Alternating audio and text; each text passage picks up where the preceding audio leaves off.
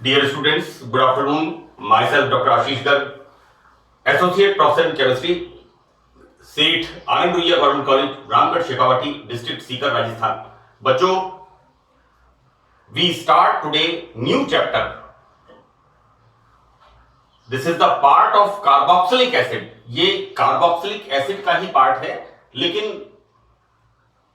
ये पार्ट थोड़ा डिफरेंट है. डिफरेंट इन द सेंस कि हमने इससे पहले कार्बोक्सिलिक एसिड्स के बारे में डिटेल में स्टडी की थी, विभिन्न प्रकार के कार्बोक्सिलिक एसिड्स के बारे में. यहां पर हम अध्ययन करेंगे कार्बोक्सिलिक एसिड्स के डेरिवेटिव्स के बारे में. बच्चों, डेरिवेटिव का मतलब है व्युत्पन्न. हिंदी में इसे कहते हैं व्युत्पन्न. और 12th क्लास में आप लोगों ने पढ़ा है मोनोकार्बोक्सिल, एक क्षारकीय अम्ल, मोनोबेसिक एसिड्स. और साथ में 12th क्लास में आपने एक चैप्टर और पढ़ा है. एक मैं चैप्टर का नाम बता रहा हूं आपको बच्चों, दैट इज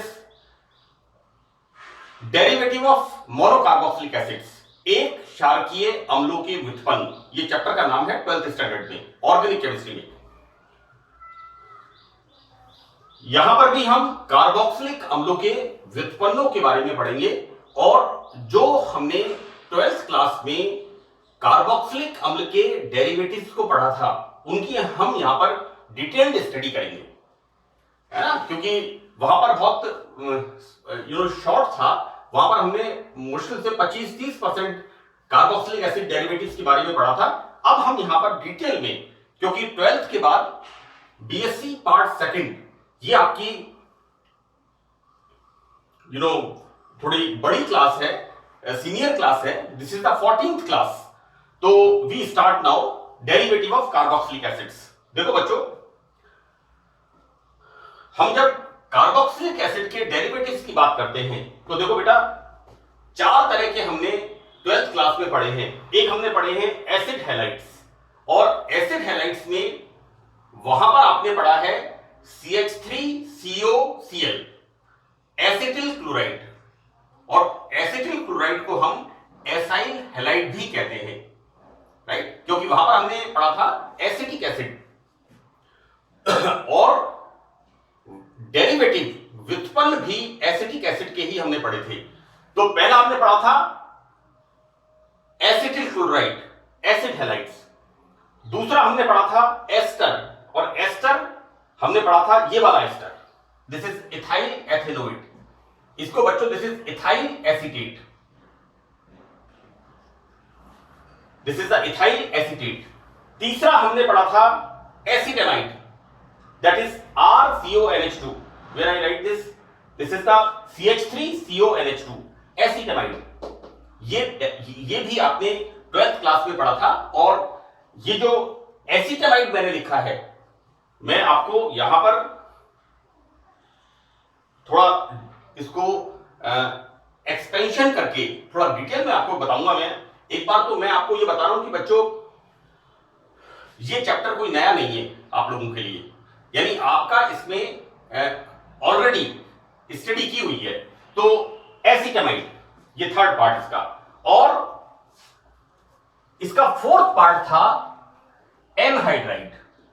इसको आपने पढ़ा था. तो देखो बच्चों, मैंने यहां पर मैंने ये तो मैंने जनरल लिखा है, लेकिन मैं बच्चों आपको एक चीज बताऊं कि नाम इसका है एसिटिक एनहाइड्राइड. देखो बेटा, ये तो है एसिटिक एसिड. आप इसको ऐसे भी लिख सकते हैं, जिससे आपका प्रेजेंटेशन से मतलब है कि आप अच्छी तरह से एग्जामिनर को अपनी अप्रोच समझा सकें कि किस प्रकार से एसिटिक एनहाइड्राइड, 2 एसिटिक एसिड के मॉलिक्यूल्स हैं, इसको हम गर्म करते हैं. तो गर्म करने पर क्या होता है? Removal of water molecule, anhydride. Anhydride का मतलब है जल के अणु का बाहर निकलना. और यहां क्या बन रहा है? CH3COOCH3, right. तो this is the formation of acetic acid से जल का अणु एनहाइड्राइड होकर के फॉर्मेशन क्या हो रहा है, एसिटिक एनहाइड्राइड, राइट। और देखो बेटा मैंने ऊपर लिखा है Z बराबर, तो जैसा मैं यहां पर शुरू से समझा रहा हूं कि OH को रिप्लेस किससे किया हुआ है, हमने इस ग्रुप से, इसलिए मैंने इसको इसी तरह से लिख दिया। अब मैं इसको शुरुआत से शुरू करता हूं। ये बात तो मैंने आपको एक इंट्रोडक्शन के बतौर आपको बताया था। देखो बेटा कार्बोक्सिलिक एसिड में ये वाला ग्रुप होता है COOH, ये वाला ग्रुप होता है। मैंने कार्बोक्सिलिक एसिड के इंट्रोडक्शन में, इससे जो मैंने पहले चैप्टर अपलोड किया है उसके फर्स्ट पार्ट में, कि जो कार्बोक्सिलिक ग्रुप बनता है, एक तो बनता है कार्बोनाइल से और एक बनता है हाइड्रोक्साइल से, राइट। अब यहां पर हम क्या देख रहे हैं कि कार्बोक्सिलिक एसिड में कार्बोक्सिलिक ग्रुप, तो बच्चों का OH समूह, ये वाला समूह,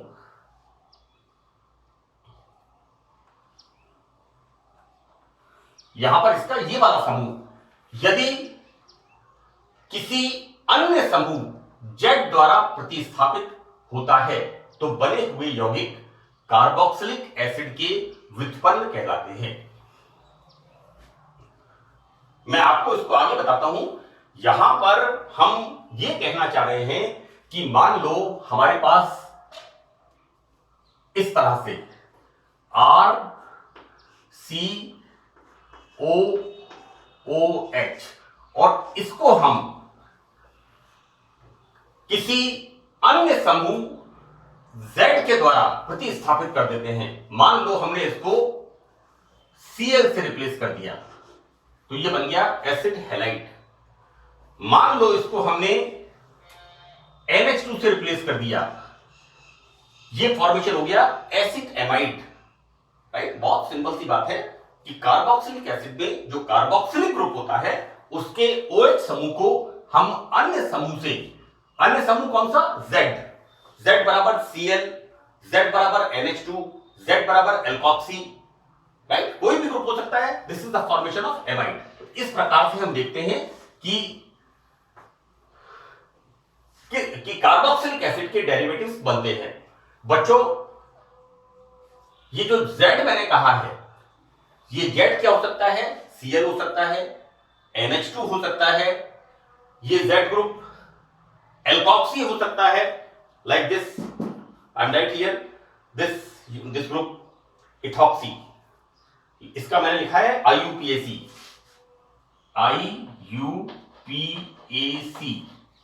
right. This is the alkoxy हो सकता है, राइट। यहां पर कार्बोक्सिलेट ग्रुप हो सकता है। देखो बेटा ये वाला ग्रुप कौन सा है, कार्बोक्सिलेट, ये वाला ग्रुप हो सकता है, राइट। तो हम ये जो Z ग्रुप है इसकी नेचर के हिसाब से इनको 4 भागों में डिवाइड करते हैं। इसका पहला पार्ट है एसिड हैलाइड्स, राइट। तो देखो बेटा यहां पर Z क्या है, हैलोजन एटम, ये Cl भी हो सकता है और Br भी हो सकता है। मैंने ऑर्गेनिक केमिस्ट्री में BSc part first, second, third, जहां भी हैलोजन की रिएक्शन आती है, मैंने एक बात आपको कही है कि कॉमनली हैलोजन का मतलब होता है या तो Cl या Br, राइट। क्योंकि फ्लोरीन एंड आयोडीन, फ्लोरीन बहुत ज्यादा रिएक्टिव है due to smaller size and iodine बहुत ज्यादा स्लो है due to larger size, right. तो कॉमनली जब भी हैलोजन की बात आती है तो आप ध्यान रखिए रिएक्शन में आपको या तो Cl यूज करना है या Br यूज करना है, राइट। तो बच्चों acid chloride, we are taking here ZCl। यहां देखो बेटा जैसे मैंने ऊपर लिखा है ये कार्बोक्सिलिक एसिड ग्रुप, इसमें से OH ग्रुप को हमने Cl से रिप्लेस कर दिया तो बच्चों क्या बन गया, formic acid. The name of this acid formic acid. तो फॉर्मिक एसिड से बन गया formyl chloride, but this is highly unstable, मैंने लिखा है अस्थायी।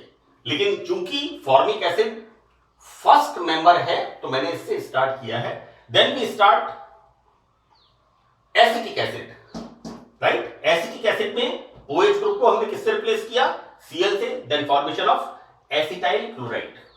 राइट। दिस इज द, इसको बच्चों एसाइल, ये जो ग्रुप होता है ना ये वाला, इसको एसाइल भी कहते हैं। CH3CO group is the ACYL, acyl group. तो this is the acyl halide, right. तो this is the formation of अम्ल हैलाइड का, अम्ल हैलाइड व्युत्पन्न किस तरह से बनते हैं। दूसरा इसमें हमने लिया है एस्टर। तो देखो बेटा, यहां पर ये OH group, this OH group is replaced by alkoxy, methyl alcohol से मिथॉक्सी, इथाइल अल्कोहल से इथॉक्सी, प्रोपाइल अल्कोहल से प्रोपॉक्सी, आइसोप्रोपॉक्सी, आइसोब्यूटॉक्सी, इस तरह से, right. So this is the simplest. हमें चूंकि हमें समझना है, मैंने सिंपलेस्ट एग्जांपल लिए हैं। यहां पर बच्चों ethoxy, OH group is replaced by ethoxy group and the name is, देखो बेटा IUPAC नाम किसका क्या है, एथिल 1,2। यहां पर कौन सा ग्रुप है बच्चों, ये ग्रुप है यहां पर COOC2H5, COOR क्रियात्मक समूह, एस्टर, राइट। तो यहां हो गया एथिल एथेनोइड, राइट। यदि हमने फॉर्मिक एसिड लिया तो क्या बनेगा बच्चों, this is the ethyl format. क्या बनेगा, ethyl format. This is the IUPAC name, है ना। बाकी नॉमेनक्लेचर आप 12th क्लास में डिटेल में पढ़ के आए हैं, मैं हर बार ये बात कहता हूं। हमारा तीसरा मेंबर यहां पर डेरिवेटिव, अम्लों का डेरिवेटिव कौन सा है, एसिडेमाइड। और एसिडेमाइड कौन सा है बच्चों, this CH3CONH2, RCONH2 is the एसिडेमाइड। यहां पर ये OH ग्रुप हम किससे रिप्लेस कर रहे हैं, NH2 ग्रुप से, C, and the formation of acetic acid का CONH2। बच्चों CONH2 ये ग्रुप कौन सा है, ये ग्रुप कौन सा होगा, एसिटामाइड। हम यहां पर एक और CH3 ले लें तो प्रोपेनोइक एसिड, तो क्या बन जाएगा, propanamide, amide, CONH2, amide group. This is the functional group, right. मैं फिर आपको बता दूं कि IUPAC नॉमेनक्लेचर में आपने जो क्रियात्मक समूह है उनके बारे में डिटेल में स्टडी की है। अब देखो बेटा, बहुत इंपॉर्टेंट है, सी यहां पर R की जगह NH2 ग्रुप लगा हुआ है, तो this is the carbamic acid. Name of this is carbamic acid, right. और बेटा यहां पर जब ये OH ग्रुप NH2 से रिप्लेस होता है तो क्या फॉर्मेशन होता है, यूरिया। और यूरिया क्या होता है, यूरिया कार्बामिक एसिड का एमाइड होता है। सी, ये कार्बामिक एसिड है और ये कार्बामिक एसिड का एमाइड होता है यूरिया, राइट। और एक और मैंने यहां पर लिखा है फॉर्मिक एसिड। तो जब फॉर्मिक एसिड के हम कार्बोक्सिलिक एसिड में से OH ग्रुप को, सी इस ग्रुप को हम यहां पर किससे रिप्लेस कर रहे हैं, NH2, then formation of formamide, right? So these are three members. Now fourth one. यहां पर बच्चों चौथा मेंबर कौन सा है, एसिड एनहाइड्राइड, अम्ल एनहाइड्राइड। तो देखो बच्चों यहां पर हम ये जो OH ग्रुप है इसको हम किससे कर रहे हैं replace, carboxylate. We replace from this OH group OCOCH3. What we are taking, R बराबर CH3, राइट। देखो बेटा R बराबर CH3 होगा तो ये क्या होगा, एसीटेट, है ना। और देखो बेटा यहां क्या बन गया, CH3COOCOCH3। और मैंने इसको सिंपल तरीके से लिखा है जिससे आपको अच्छी तरह से, क्योंकि बच्चे सामान्यतः बेटा आजकल जो बेसिक कंसेप्चुअल चीज है, कोई भी चैप्टर पढ़ने से पहले हम जिन कंपाउंड्स के बारे में अध्ययन कर रहे हैं उन कंपाउंड्स के हमें फॉर्मूलों के बारे में, उनकी बेसिक्स के बारे में, उन फॉर्मूलों की नेचर के बारे में उन फार्मूलोज की वो जो कंपाउंड्स हैं उनकी रिएक्टिविटी के बारे में हमें अच्छी तरह से पता होना चाहिए, है ना। तो मैं इसीलिए यहां पर इस बात को समझाने की कोशिश कर रहा हूं कि मैंने लिखा acid anhydride, this is the acetic acid. और एसिटिक एसिड को जब हम गर्म करते हैं तो दो मॉलिक्यूल में से removal of water molecule, right, and removal of water molecule and formation of CH3 CO O CO CH3 like this. So this is the acetic acid का एनहाइड्राइड। एनहाइड्राइड माने जलकर अणु का बाहर निकलना, तो राइट। तो ये बच्चों this is the introduction of this chapter कि हमें जो कार्बोक्सिलिक एसिड के डेरिवेटिव्स पढ़ने हैं वो डेरिवेटिव्स हम किस तरह से उनके बनाते हैं, किस तरह से उनके फॉर्मूले लिखते हैं। विभिन्न प्रकार के डेरिवेटिव्स के बारे में मैंने बताया है। विभिन्न प्रकार के कार्बोक्सिलिक अम्लों के व्युत्पन्न के बारे में मैंने यहां पर एक्सप्लेन करने की कोशिश की है। अब एक बड़ा इंपॉर्टेंट टॉपिक है ये वाला कि ये जो डेरिवेटिव्स हैं, first is the acid halide, second is the ester, third is the amide and fourth is the anhydride. ये चार डेरिवेटिव्स, इनकी स्टेबिलिटी, और स्टेबिलिटी भी क्या है, एक दूसरे के सापेक्ष। अंग्रेजी में बहुत क्लियर हो रहा है क्योंकि हिंदी में देखो बेटा मैंने लिखा है एसिड व्युत्पन्नों का आपेक्षिक स्थायित्व, this is the relative stability. एक दूसरे के कंपैरिजन में which one is reactive, which one is less reactive, which one is stable, कौन सा इसमें स्थायी होगा, इसके बारे में बताया है। हालांकि यहां पर जगह कम है तो इसका जो सेकंड पार्ट होगा उसके अंदर मैं इसको चैप्टर इसको relative stability of acyl derivatives, है ना, तो इसके बारे में मैं बताऊंगा। और वहां पर इस चैप्टर को इस टॉपिक को, नॉट चैप्टर, इस टॉपिक को वहां पर हम सेकंड पार्ट में इसको खत्म करेंगे। हम देखते क्या है बेसिकली कि RCO ग्रुप को हम कहते हैं एसाइल ग्रुप। बिल्कुल सिंपल भाषा में लिखा है इसको मैंने, this is the acyl group. और बच्चों यहां पर ये जो OH ग्रुप है इसको हमने रिप्लेस कर दिया Z से। सी मैं यहां पर शुरू से बताता हुआ आ रहा हूं, यहां पर हमने एसाइल ग्रुप के साथ Z लगा दिया, तो दीज आर कॉल्ड, यहां Z बराबर Cl हो सकता है, Z बराबर NH2 हो सकता है, Z बराबर एल्कोक्सी हो सकता है, Z बराबर एसीटेट हो सकता है। यानी हमें विभिन्न प्रकार के कार्बोक्सिलिक अम्ल के एसाइल के व्युत्पन्न मिलते हैं, राइट। तो इनको हम कहते हैं एसाइल डेरिवेटिव, राइट। यहां Z का मतलब बच्चों मैंने अच्छी तरह से यहां पर इसको बताया है।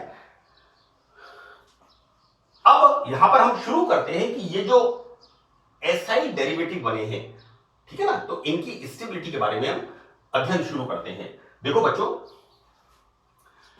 ये जो एसाइल व्युत्पन्न है 1, 2, 3 एंड 4, इन एसाइल व्युत्पन्नों में एक ये वाला ग्रुप होता है, this is the carbonyl group. और कार्बोनाइल ग्रुप के साथ लगा हुआ है न्यूक्लियोफाइल Z, और ये Z कैसा है, इलेक्ट्रॉन रिच, राइट। चाहे हम यहां पर Cl लगा दें, चाहे हम NH2 लगा दें, चाहे एल्कोक्सी लगा दें, इन सब में ये जो Z ग्रुप लगा हुआ है इसमें लोन पेयर ऑफ इलेक्ट्रॉन्स उपस्थित है, तो इट इज ए न्यूक्लियोफाइल, है ना। देखो बेटा इलेक्ट्रोफाइल एंड न्यूक्लियोफाइल, मैं जब पढ़ता था तो हमेशा चार्ज ढूंढता रहता था, कभी इलेक्ट्रोफाइल को प्लस लिखता था, कभी इलेक्ट्रोफाइल को माइनस लिखता था, लेकिन मैंने फिर इसको कंफर्म कर दिया, इलेक्ट्रोफाइल, ये मैं मेरे तरीके से बता रहा हूं, electron is negatively charged, so that electrophile is always positive, and electrophile मतलब इलेक्ट्रॉन लविंग। तो बेटा जो इलेक्ट्रॉन न्यून होगा वो ही तो किसी के पास जाएगा, उसी राइट, समझ आ रहा है। इलेक्ट्रोफाइल, इलेक्ट्रॉन लविंग, रुपए की नोटों की जरूरत किसे होगी, जो पुअर होगा, राइट, जिसके घर में 6 महीने का खाना रखा हुआ है वो कल किसी के घर पे भोजन की तलाश में नहीं जाएगा। So this is the nucleophile. Nucleus पे चार्ज कैसा होता है, positive, so that nucleophile is always negative, और नेगेटिव का मतलब क्या होगा, इलेक्ट्रॉन रिच। इस तरह से इसको आप याद कर लो, है ना, क्योंकि बहुत सारी टर्म्स आती हैं और उन टर्म्स के अंदर हमें कई बार कंफ्यूजन होने लग जाता है। अब क्लैरिटी के लिए हम करते हैं electron is negative, electrophile is always positive. Always positive मतलब electron deficient, electron loving. Nucleus is positive, तो nucleophile is always negative. Negative का मतलब इलेक्ट्रॉन रिच, राइट, जिसके पास इलेक्ट्रॉन्स की प्रचुरता होती है। तो बेटा यहां पर ये Z इस कार्बोनाइल के साथ लगा हुआ है, तो बच्चों यहां पर CO ग्रुप के साथ OH या अन्य न्यूक्लियोफाइल Cl, C, NH2, देखो बेटा यहां पर दिस इज NH2, राइट, या फिर एल्कोक्सी, यहां पर बच्चों इसपे इस तरह से इस ऑक्सीजन के पास दो lone pair of electron like this, और या फिर ये वाला ग्रुप यहां पर,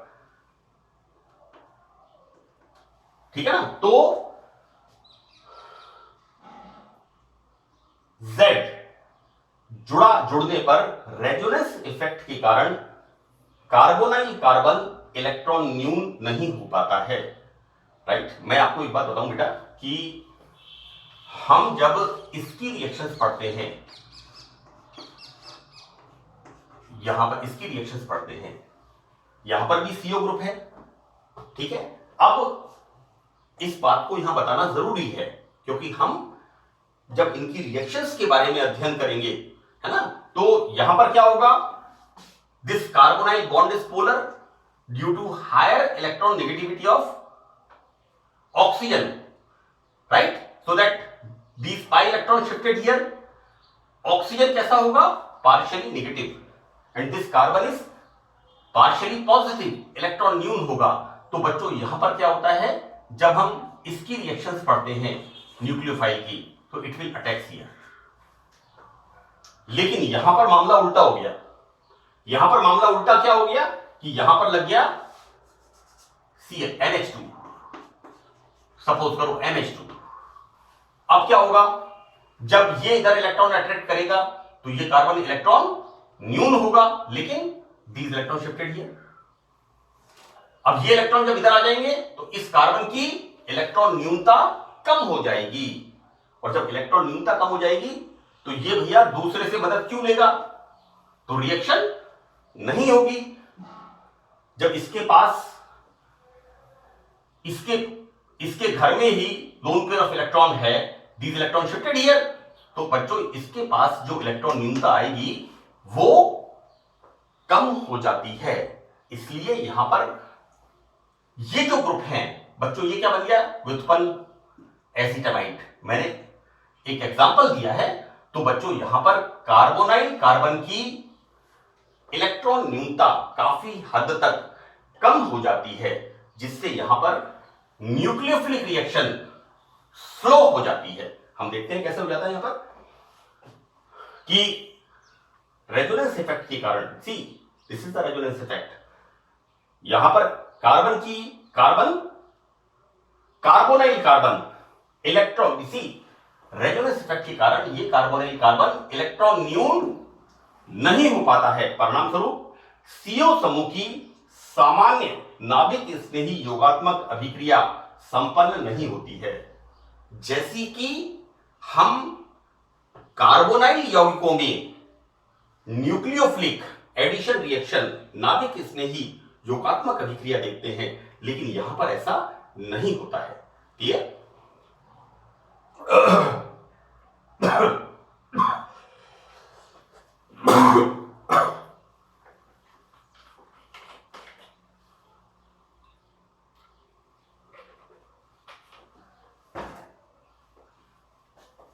अब देखो बेटा यहां पर एसाइल डेरिवेटिव में, हमने एसाइल डेरिवेटिव में क्या देखा, OH की जगह, ये जो OH है इसकी जगह क्या क्या देखा, एक तो देखा Cl, एक देखा एल्कोक्सी, एक देखा हमने NH2,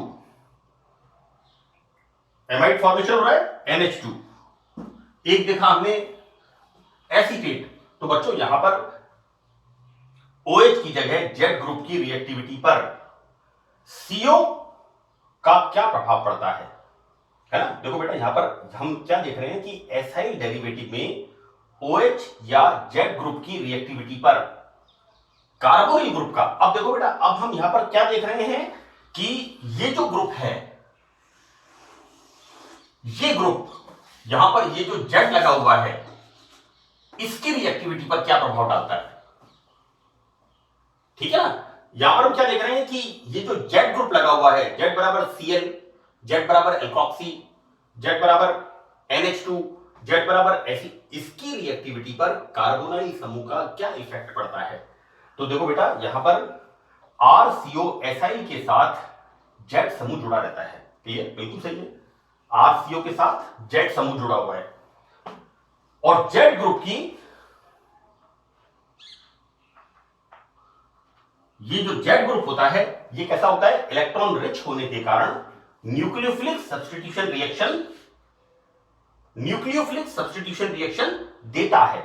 यहां पर बच्चों Z के साथ यदि CO ग्रुप जुड़ा हुआ हो तो इलेक्ट्रोमेरिक प्रभाव के कारण कार्बन इलेक्ट्रॉन न्यून हो जाता है, जिससे न्यूक्लियोफिलिक उन पर आसानी से अटैक करता है और CO ग्रुप की उपस्थिति से Z की रिएक्टिविटी बढ़ जाती है। यहां पर एक चीज उल्टी हो रही है। उल्टी क्या हो रही है बच्चों, यहां पर हम यहां पर क्या देख रहे हैं, मैंने लिखा न्यूक्लियोफिलिक सब्स्टिट्यूशन, बहुत इंपॉर्टेंट चीज है। This is the nucleophilic substitution reaction. और यहां पर हम कौन सा पढ़ रहे हैं, just a minute, addition reaction, nucleophilic addition reaction. यानी यहां पर इस Z की वजह से कार्बोनाइल कार्बन की न्यूक्लियोफिलिक योगात्मक अभिक्रिया संपन्न नहीं होती है, लेकिन यहां पर RCOCl, यहां पर बच्चों इसकी वजह से दिस बिकम्स इलेक्ट्रोपॉजिटिव। तो ये जो होता है ये Cl किसी अन्य न्यूक्लियोफाइल के द्वारा न्यूक्लियोफिलिक सब्स्टिट्यूशन रिएक्शन देते हैं और Z माइनस के साथ यदि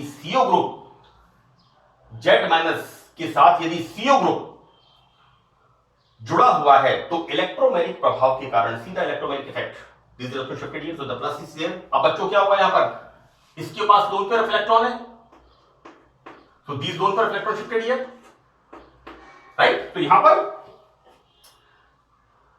इलेक्ट्रॉन न्यून हो जाता है, जिससे न्यूक्लियोफाइल उस पर आसानी से, बच्चों यहां पर क्या होगा, इसको this will replace out, Z is replaced out, easily replaced out by the nucleophile due to impact of carbonyl group. Clear. तो बच्चों यहां लिखा है कि आसानी से कर सकता है। इस प्रकार CO ग्रुप की उपस्थिति से Z की रिएक्टिविटी बढ़ जाती है। यानी यहां पर जो Z लगा हुआ है, चाहे वो एल्कोक्सी हो, चाहे वो NH2 हो, चाहे वो Cl हो, चाहे वो एसिटेट, यहां पर ये बॉन्ड यहां से ब्रेक हो जाता है, you know this bond is break down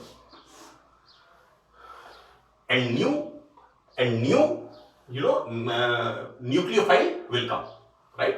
तो और इसको मैं फर्दर कंटिन्यू करूंगा, क्योंकि अभी इसके बारे में रिलेटिव स्टेबिलिटी, अभी तो मैंने सिर्फ आपको ये बताया है कि किस तरह से कार्बोनाइल समूह की उपस्थिति से Z समूह रिएक्टिव हो जाता है।